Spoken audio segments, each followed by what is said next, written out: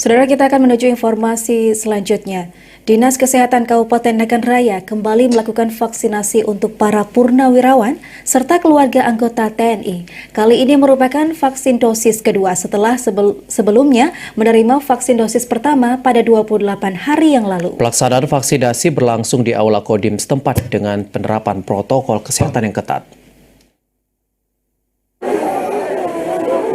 Setelah 28 hari yang lalu menerima vaksinasi dosis pertama, kini para purnawirawan serta keluarga anggota TNI dari Kodim Nagan Raya kembali menerima vaksinasi. Kali ini mereka menerima vaksinasi dosis kedua. Pelaksanaan vaksin berlangsung di Aula Makodim dengan menerapkan protokol kesehatan. Para penerima vaksin terlihat mengantri untuk mendapat vaksinasi. Penyuntikan vaksinasi dilakukan oleh para vaksinator dari Dinas Kesehatan Kabupaten Nagan Raya. Dandim 0116 Nagan Raya, Letkol Guruh Cahyono mengatakan, vaksinasi yang berlangsung di instansinya merupakan upaya mendukung pemerintah dalam memutus mata rantai penyebaran COVID-19.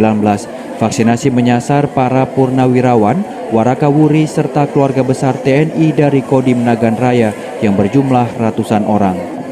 Pusat Nagan Raya melaksanakan vaksinasi kepada keluarga besar TNI, yaitu Ibu Persit dan keluarga, warakawuri dan purnawirawan tahap kedua.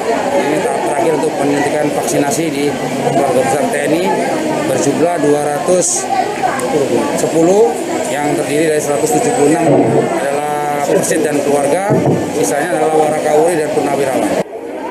Dandim juga mengajak semua yang telah divaksin agar tetap mematuhi protokol kesehatan dengan selalu memakai masker, menjaga jarak, serta rutin mencuci tangan. Dari Nagan Raya, Ajis Saputra, TVRI melaporkan.